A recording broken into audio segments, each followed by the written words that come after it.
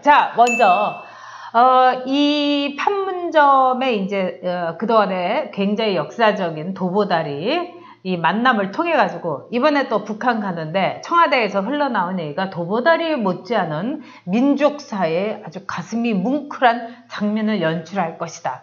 역시 이번에도 흥행을 위해서 내용보다 비핵화라는 내용보다 이벤트 쇼쇼쇼에 집중을 한 그런 느낌이 들어요. 그러니까 저도 지금 우려하는 게 저는 누차 이야기했지만 평양 가는 것보다 판문점에서 만나는 게 낫다. 그렇죠. 평양을 가더라도 아주 실질적인 그런 회담이 될 수 있도록 해야 된다. 이벤트 하면 안 된다라고 했었는데 역시 이벤트에 중심이 두어지지 않을까 하는 우려가 생기고 있습니다. 이번 사실 북한에 가는 핵심은 비핵화의 진전을 위해서 가셔야 되는 건데 뭐 다른 이벤트에 치우치다 보면 이건 별거 아니고 국민들한테 또 남북관계 곧 잘 될 것이야 그냥 붕붕 띄워놓는 이것만 나오지 않을까 좀 우려가 됩니다. 그래요. 저도 우리 안영환 원장하고 같은 우려를 하고 있습니다. 그 준비위원장 자격으로 임종석 그 실장이 어제 이제 기자회견을 했는데 거기서 제가 우리가 하는 걸 느꼈어요. 왜냐면 이번 방북, 문재인 대통령의 방북의 목적에 대해서 얘기하는데 첫째가 남북 관계의 진전과 발전이에요. 두 번째가 비핵화를 위한 성과. 세 번째가 남북 간의 어떤 교류, 경제적인 지원. 비핵화가 두 번째로 언급된 데에 대해서 저는 살짝이 아니라 많이 놀랐습니다. 그럼요. 지금 주객이 전도된 겁니다.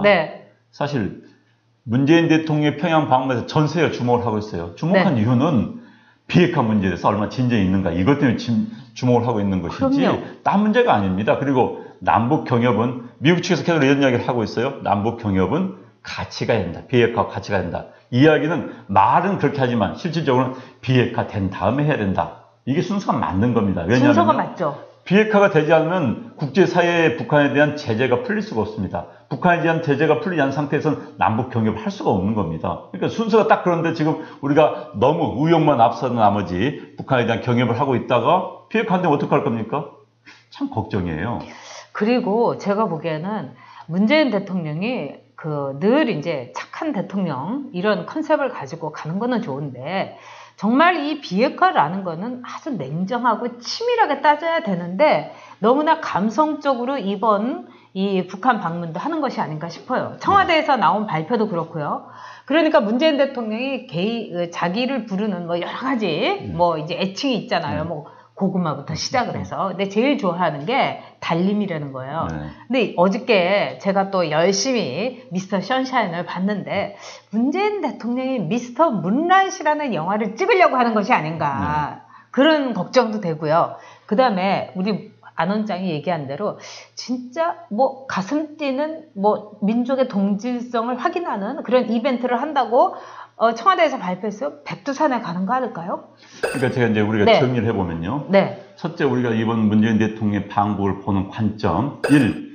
비핵화에 관련해서 어떤 합의점을 가져올 것인가. 그렇죠. 여기는 부가적으로 김정은의 진짜 자기 목소리로 비핵화를 이야기를 할 것인가. 아직 한 번도 한 적이 없습니다. 김정은 입으로는요. 그래서 이게 핵심입니다. 이 문제는 어떤 문제와 관련되어 있냐면은 종전선언과 관련이 되어 있기 때문에 종전선언을 미국과 하기 위해서 뭘 당근을 제시하고 또 북한이 뭘 내놓을 것인가. 이게 이제 하나고요. 이제 두 번째는 남북 경협을 분명히 이야기하고 하기 위해서 뭐 우리 재벌그룹 총수들 가는 거 아닙니까? 대체 어떤 걸 가져오는데 그게 이제 우리는 주목을 해야 하는 건 우리 국민들에게 부담이 어떻게 될 것인지 이겁니다. 경협 좋습니다. 그러나 국민들에게 어떤 부담이 될 수 있는 것 안을 가져올 것인지 이게 두 번째고요. 이제 세 번째는 핵심은 아닙니다만 어떤 이벤트를 가지고 또 깜짝 놀라게 할 것인지 이 이벤트에는 뭐 북한 전역을 동원한 이벤트가 있을 수 있습니다. 그런데 전 지금 제일 화나고 짜증이 나는 거예요. 아니 어느 정상간에 만나는데 깜깜해요. 내일 어떤 일정인지 아무도 몰라요. 청와대 핵심 당국자는 알고 있으니 모르겠습니다. 국민 아무도 모릅니다. 북한에 가는데 또 북한 사람들이 그렇게 했을지도 몰라요. 그렇다면 북한한테 노란할 수밖에 없는 거예요. 청와대가 알고도 말 안 하고 있다면 국민들을 농락하는 거고 북한 사람들이 말 안 해주기 때문에 끙끙 앓고 있다면 북한한테 끌려다니는 겁니다. 이런 정상회담이 있을 수가 없는 겁니다. 아니 2박 3일 동안 무언지도 모르는 이런 정상회담이 어디 있습니까? 그래가지고 청와대에서 흘리는 걸 보면은 제가 보기에는 아주 애매모호한 것만 흘리고 있어요. 예를 들어서 김정은하고 빅딜이 이루어질 것이다. 지금 세간의 그 여론을 보면요, 김정은하고 빅딜이 아니라 우리 국민들하고 먼저 빅딜이 이루어져야 되는 거예요. 우리 국민들은 비핵화의 구체적인 리스트를 원하고 한미 동맹에서 미국이 원하는 거에 대해서도 확실하게 선중재를 해야 된다는 걸 요구하고 있는 거예요. 그 다음에 남북 경협을 위해서도 이게 순서도 순서지만 how much, 그 다음에 누가 돈을 낼 것인가, 이 문제에 대해서도 우리 국민들하고 빅딜이 이루어져야 되는데 그 문제를 간과하고 있는 것 같고요. 지금 이벤트에만 굉장히 띄우고 있어요. 그래서 뭐 지코가 간다, 김영석이 간다, 에일리가 간다. 글쎄요. 근데 백두산에 과연 김정은이 올라갈 수 있을까요? 제가 뚱뚱하면 못 올라가는데. 가긴 갑니다. 제가 백두산, 북한 쪽에서 백두산 갔거든요. 아니, 근데 이거 무슨 집 타고 올라가는 거 아니에요? 정상까지 딱 차가 다 올라갑니다. 그래서 백두산 정상까지 한 100m 정도만 남이 걸어 올라가기 때문에 이제 가긴 가는데, 이제 여기서 이제 비핵화와 관련해 가지고 지금 우려가 되는 게 이런 거예요. 현재 이제 미국 간의 이야기가 현재까지 오고 가는 언론 보도에 따르면은 북한 측에서는 우리가 리스트를 제출할 수 있다는 확고한 약속을 구두로 하고, 네. 그럼 미국이 그걸 믿어주고, 그래서 종전선을 북한이 원하는 데 종전하자. 이것이 북한 측의 바람입니다. 그런데 미국은 무슨 소리야? 리스트를 정확히 내라.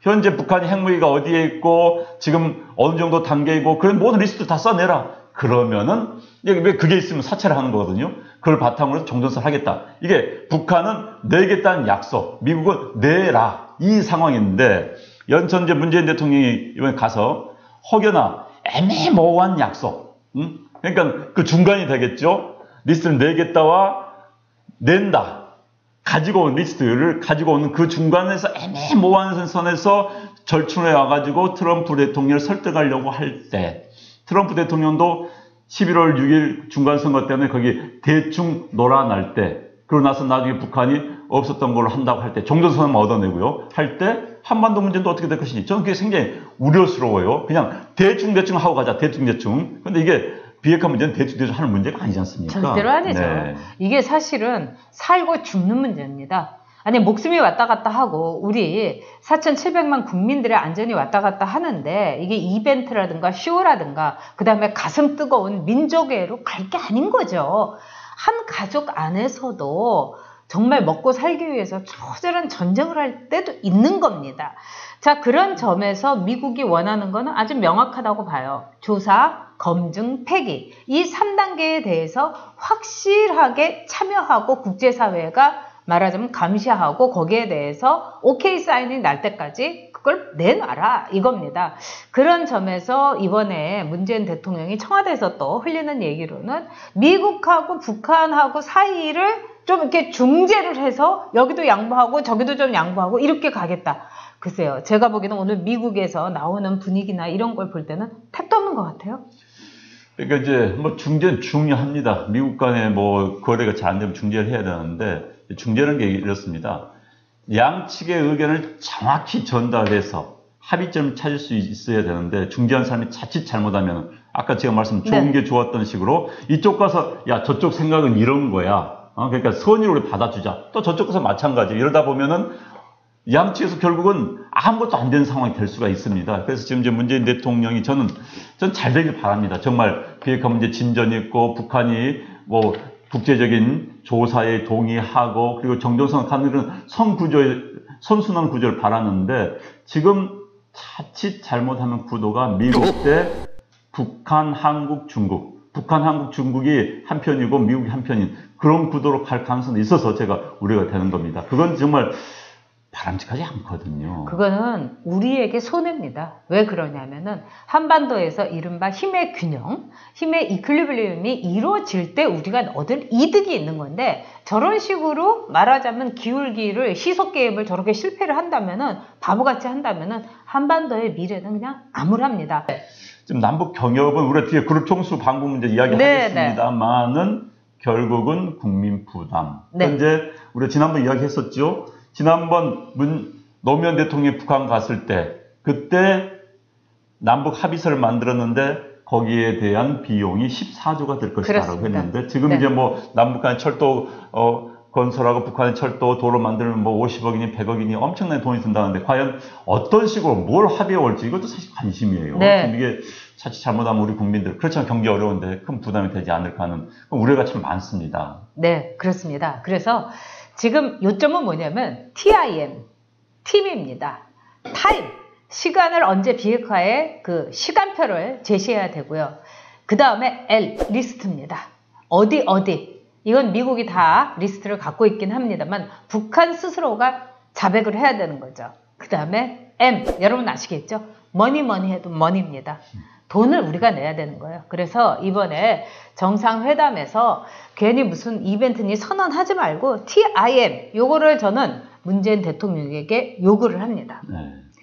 그리고 이벤트 좀 해보죠. 네. 이벤트가 네, 지금 이제 일정이 뭐 내일 이후에는 좀 이제 나오겠지만은 네. 자 김정은이 뭐 공항에 나오겠다는 건지 언제 나중에 이런 것도 없고요. 정상회담을 몇 번 하겠다. 물론 이야기는 했을 수 있습니다만 남북 간에 좀 공개를 하지 않고 있다는 것. 네. 그다음 세 번째는 제가 거듭 말씀드리지만은 내일 모레 글빛까지 하루 종일 어린 김정은 얼굴 보고만 있는 거 아니지 않습니까? 그럼요. 뭔가 행사를 해야 되는데 그 행사가 자칫 잘못하면 우리 국민들의 감정을 건드릴 수도 있는 거고 자칫 잘못하면 북한 친구들한테 노란할 수도 있다는 거예요. 또 자칫 잘못하면 문재인 대통령이 지나치게 감성적이다. 또는 뭐 북한 관광하러 가는 거 아니냐라는 비판도 받을 수 있기 때문에 지금 청와대가 어떤 안을 가지고 어떤 고민을 하고 있는지 참 궁금합니다.